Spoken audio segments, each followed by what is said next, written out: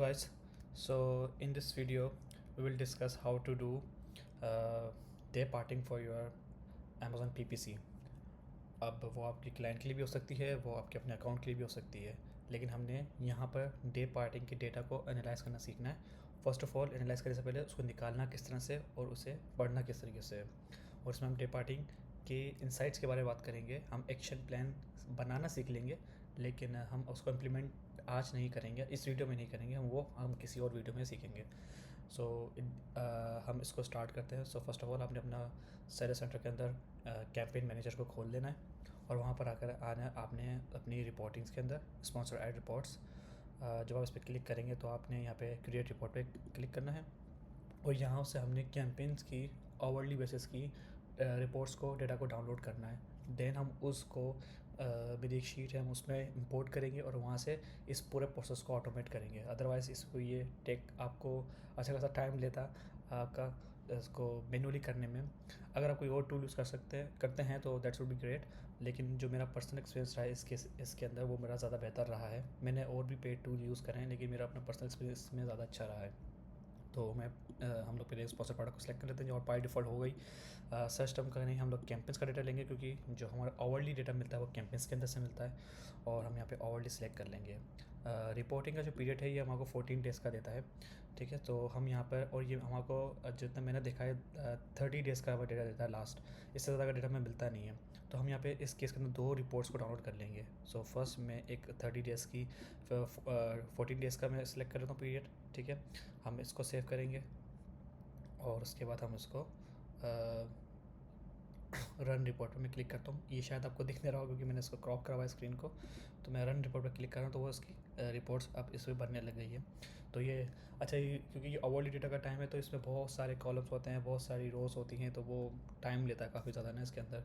तो मैंने already download करके रखी हुई है, तो हम उस पर चलेंगे। लेकिन उससे पहले मैं आपको बात बताऊँ कि जब आप इसको डाउनलोड करेंगे उसके बाद अपने दूसरी 14 डेज़ की सेकेंड से 14 डेज़ के डेटा को डाउनलोड करना पड़ेगा, तो आपके पास कम्युलेटिवली ये 30 डेज़ का डेटा हो जाएगा, ठीक है। तो आपने उसको किस तरह से डालना है हम उसके बारे में बात करते हैं। तो ये मेरी शीट है। सो इस शीट के अंदर आपने इस डेटा को इंपोर्ट करना है, और फिर इसके बाद ये आपको ऑटोमेटिकली सारे के सारे रिजल्ट्स आपको शो कराएगा। तो उसके लिए आपने मेरी जितनी भी शीट्स हैं उसमें आपको जो पहला सेल दिखेगा वो आपको ऑरेंज कलर में दिखेगा, वो हाईलाइट होता हुआ दिखेगा। तो उसका मतलब ही यही है कि आपने इस सेल को सिलेक्ट करना है, उसके बाद अपनी फाइल्स को इंपोर्ट करना है। तो मैं इसको अब मैं ऊपर फाइल पे जाता हूँ। फाइल पे जाने, क्योंकि शायद आपको फ़ाइल का ऑप्शन नहीं दिख रहा हो, लेकिन फ़ाइल पे आप नॉर्मली जो ऊपर टॉप बार पे आपको दिख जाएगी फ़ाइल, वहाँ पे अपने इंपोर्ट पे क्लिक करना है, ठीक है। एंड यहाँ से मैं अपलोड पे जाता हूँ और मैं अपनी फ़ाइल्स को जो मैंने डाउनलोड करी थी उसको इधर इसमें इंपोर्ट करता हूँ। ओके, मैं इसमें ड्रॉप डाउन में replace data at selected cells जैसा मैंने बताया, एंड देन मैं इसको ऐसे ही चेक रखता हूँ, इंपोर्ट डेटा करता हूँ। अब जो मेरा जितना भी कैंपेन्स का डेटा था वो उसके अंदर इंपोर्ट हो जाएगा। मैंने अपनी प्राइवेसी के लिए प्रोडक्ट्स के पोर्टफोलियो के नेम्स को रीनेम कर दिया है। उसमें मैंने इसको 2 तरह के नाम दिए, प्रोडक्ट 1 और प्रोडक्ट 2। इसका रीज़न क्या है वो हम अभी आगे देखते हैं, लेकिन यह है कि यहाँ पे सारा डेटा आ गया है। क्योंकि आपने 2 फाइल्स को डाउनलोड करा होगा, तो आपने फिर सेकंड केस में क्या करना है, जब अपनी जो सेकंड 14 डेज़ वाली फ़ाइल थी जो आपने डाउनलोड करी होगी, क्योंकि मेरे केस में मैं नहीं कर रहा यहाँ पर, वो भी आपने इसी तरीके से इंपोर्ट कर देनी है, ठीक है। यहाँ पे इंपोर्ट आके मैं सेम फाइल को अपलोड कर रहा हूँ just for your learning purpose, okay. और मैं इसको अपलोड करूँगा। सो ये एक सेकंड फाइल होगी जो उसके अंदर आ जाएगी। तो इस हिसाब से आपके पास 13 डेज़ का डेटा आ जाएगा। मैं इसको रिप्लेस डेटा करता हूँ, इसको चेक मार्क रहने देता हूँ, उसको इंपोर्ट डेटा कर देता हूँ, ओके। सो ये डेटा आपके पास आ गया है। मेक श्योर कि आपने इस रो को डिलीट कर देना है, क्योंकि अब हमको इस रो की ज़रूरत नहीं है हेडिंग की। अब ये डेटा आपका अलाइन हो गया यहाँ पर। सो अब यहाँ पर सारा का सारा डेटा आप यहाँ पर आ गया है। हम जाते हैं डैशबोर्ड पे, क्योंकि हमारे को ऑफकोर्स कैंपेन्स के अंदर पर प्रोडक्ट के हवाले से देखना है, क्योंकि अकाउंट लेवल के ऊपर आप डे पार्टिंग का डेटा निकाल के क्या ही करेंगे, उसमें आपको कुछ भी समझ नहीं आएगा। वो स्पेसिफिक, अगर आपके अकाउंट के ऊपर एक ही प्रोडक्ट है तो दैट मेक सेंस, लेकिन आपके पास मल्टीपल प्रोडक्ट्स हैं, उस केस में आपको ज़रूरत पड़ेगी।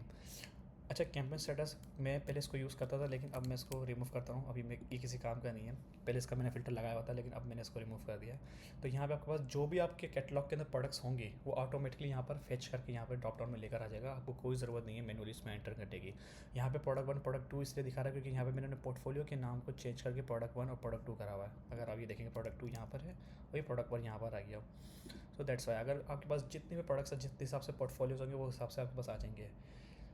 इस डिपार्टिंग को डेटा को यूटिलाइज़ करने से पहले आपको सबसे पहले अपने सेल्स सेंटर के अंदर, अपने कैंपेन मैनेजर के अंदर हर प्रोडक्ट का एक पोर्टफोलियो बनाना होगा। मोस्टली जो भी लोग होते हैं वो नॉर्मली अपने कैंपेन्स को ऑर्गेनाइज़ करने के लिए अपने पोर्टफोलियो के अपने हर प्रोडक्ट का पोर्टफोलियो बनाते हैं। लेकिन कुछ लोग जो कुछ ज़्यादा एडवांस लेवल पे काम करते हैं वो 2 पोर्टफोलियो बनाते हैं, जिसमें एक में वो अपनी कैंपेन से स्पॉन्सर प्रोडक्ट्स को रखते हैं और दूसरे के अंदर वो अपने डिस्प्ले और ब्रांड्स को रखते हैं, क्योंकि डिस्प्ले और ब्रांड से समटाइम्स जो स्पेंड्स है ना वो एक्सीड कर जाते हैं उसके डेली बजट से। तो उसको कंट्रोल वे में जाने के लिए उसको अलग पोर्टफोलियो में डालते हैं और फिर उस पोर्टफोलियो का बजट कैप लगाते हैं, जस्ट फॉर लर्निंग पर्पस। अगर आपका इस तरह का केस है तो उस केस में शायद ये आपके वर्क ना करे। आपको हर कैंपेन को पहले एक ही उसके अंदर डालना पड़ेगा पोर्टफोलियो में, तभी वो आप उसको हिसाब से देख सकते हैं। या फिर अपने अपने स्पॉन्सर प्रोडक्ट के हिसाब से देख लें। मोस्ट प्रोबेबली सारा डेटा ऑलमोस्ट सेम हो सकता है, लेकिन ये सब्जेक्टिविटी यहाँ पे बहुत ज़्यादा है। प्रोडक्ट टू प्रोडक्ट, निश टू निश डिपेंड करता है। तो मैं यहाँ पे अभी स्पॉन्सर प्रोडक्ट की बात कर रहा हूँ, जिसमें आपने अपने ये स्पॉन्सर प्रोडक्ट या उन सारी कैंपस की बात करूँ जो आपने एक ही पोर्टफोलियो में डाली होंगी। तो यहाँ से मैं अपनी प्रोडक्ट को सिलेक्ट कर लूँगा, जो भी मेरे प्रोडक्ट है। लेट से मैं प्रोडक्ट 2 को सिलेक्ट करता हूँ। मैं चाहता हूँ मेरे प्रोडक्ट 2 का डेटा जितना भी है जो मैंने पोर्टफोलियो में डाला हुआ है उसका मुझे डे पार्टिंग का डेटा मिल जाए। यहाँ पे फ़िल्टर होगा तो यहाँ पे जितने भी कैंपस होंगे वो फ़िल्टर आउट होकर यहाँ पर आ जाएंगे। यहाँ पे आपको कुछ भी करने की ज़रूरत नहीं है, ये सारी ऑटोमेटेड शीट्स हैं। आपको यहाँ पे कुछ नहीं करना है। यहाँ पे ये लोड ले रही है अपना फाइनल डेटा के ऊपर। आपको सारा का सारा डेटा अलाइन होकर मिल जाएगा। हर प्रोडक्ट के हिसाब से इसका डेटा अलग होगा। मैं इसको परसेंटेज वाइज कर देता हूँ।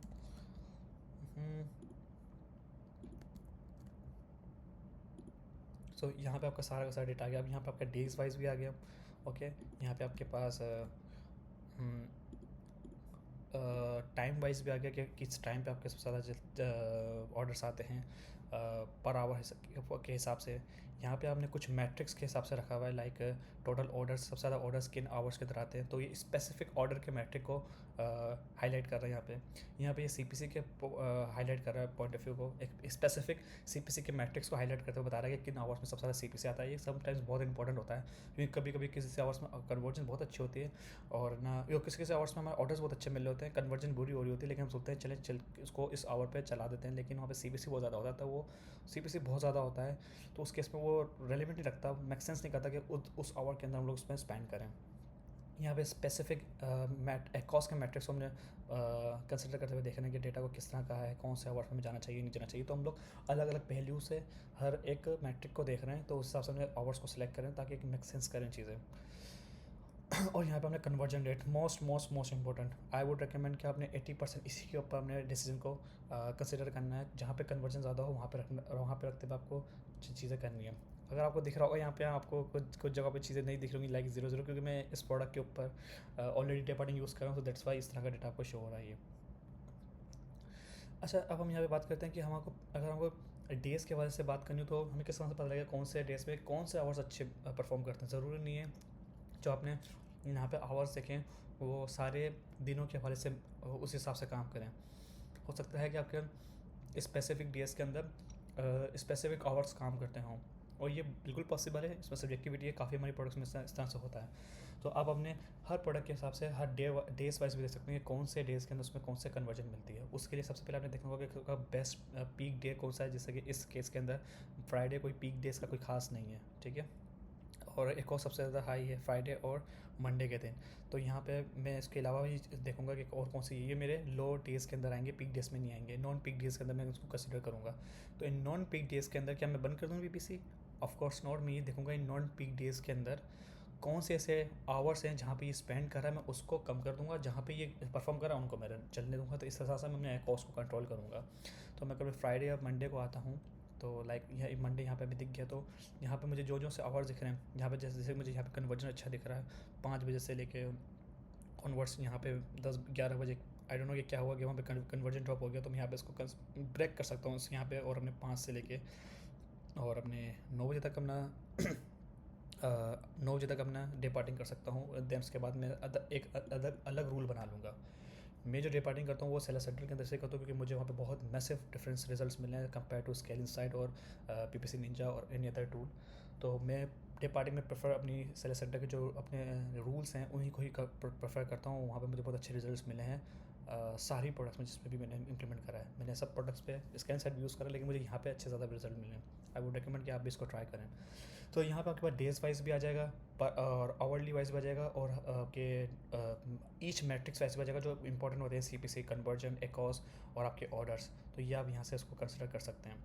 मोस्ट इंपॉर्टेंट चीज़ ये होता है कि जब हम आपके अपने क्लाइंट को बता रहे होंगे, चीज़ें दिखा रहे होंगे, तो शायद आप ये इतनी कॉम्प्लेक्स चीज़ अगर उसे दिखाएंगे सिखाएंगे तो वो कन्फ्यूज़ हो जाएगा। तो उस केस के लिए मैंने एक और हल निकाला कि मैं इसको एक फाइनल डेटा हम रख सकते हैं। इस फाइनल डेटा के अंदर सब चीज़ें बहुत अलाइनमेंट के साथ और बहुत प्रिसाइज, बहुत मच बेटर वे के अंदर यहाँ पे शोकेस हो रही हैं। तो यहाँ पे ये भी ऑटोमेटेड है, यहाँ पे आपने कुछ भी नहीं करना है। यहाँ पे सिर्फ आपने एक ही काम करना है कि इस रिपोर्ट को डाउनलोड करना है इन पीडीएफ फॉर्मेट, जहाँ पे अपने क्लाइंट को ये चीज़ एक अच्छे तरीके से प्रेजेंट कर सकते हैं। तो ये जो डेटा है फाइनल वाला, ये क्लाइंट के लिए कह सकते हैं, और जो फाइनल डेटा है ये आप अपने लिए देख सकते हैं, कंसिडर कर सकते हैं। तो उसको आपको डाउनलोड किस तरह से करना है, सिंपल है। आप फाइल्स के अंदर जाएंगे एंड डाउनलोड्स में जाएंगे, डाउनलोड्स एस पीडीएफ, और यहाँ पे आपने सिर्फ करंट शीट को ही सिलेक्ट करना है। एंड आप कोई भी फॉर्मेट, आप पेज साइज़ कुछ भी ले सकते हैं इसका, और फिर एक्सपोर्ट कर दें। ऊपर इसके बिल्कुल ही ऊपर यहाँ पे जैसे हम अवसर करें, यहाँ पे आपको ऊपर बटन दिख जाएगा एक्सपोर्ट का। जैसे आप एक्सपोर्ट करेंगे तो ये डाउनलोड कर लेंगे। बेसिकली इसका मतलब ये कि आप ऐसा प्रिंट करना चाह रहे हैं तो प्रिंट आप डाउनलोड करके करेंगे। अगर आप प्रिंटर होगा तो प्रिंट हो जाएगा, तो आप ऑफकोर्स प्रिंट मत करिएगा। आप इसे जब डाउनलोड करेंगे तो आपके पास वो पीडीएफ फॉर्मेट में आ जाएगा, जो अपने क्लाइंट के साथ आप शेयर कर सकते हैं, और वो एक आपको प्रोफेशनल लुक देगा उस हवाले से। सो आई होप कि ये चीज़ें क्लियर होंगी। मैं इसका शीट का लिंक नीचे डिस्क्रिप्शन में डाल दूँगा, और मेक श्योर कि जब आप इस फाइल को खोलें तो आप फाइल में आके मेरा कॉपी करें और अपने पास इसको सेव कर लीजिएगा। एंड रो डेटा में किसी भी काम को करने से पहले यहाँ से सेकंड सेल A2 से लेके आपने सेलेक्ट करना है पूरी रो को, एंड देन नीचे तक आपने बिल्कुल इसको डिलीट कर देना है। नाउ अब आप अपना डेटा यहाँ पे डाल सकते हैं, इंपोर्ट कर सकते हैं, और उसके बाद अपने डेटा को, अपने रिजल्ट्स को देख सकते हैं कि आपके डे पार्टिंग के आवर्स, बेस्ट आवर्स कौन से हैं, और किस में आपको उसके अंदर अपनी कैंपेन्स को रन करना है, किस में नहीं करना। सो आई होप कि ये आपका कहीं ना कहीं आपको हेल्प करेगा। Thank you so much. अगर कोई सवाल हो तो कमेंट में ज़रूर पूछ लीजिएगा।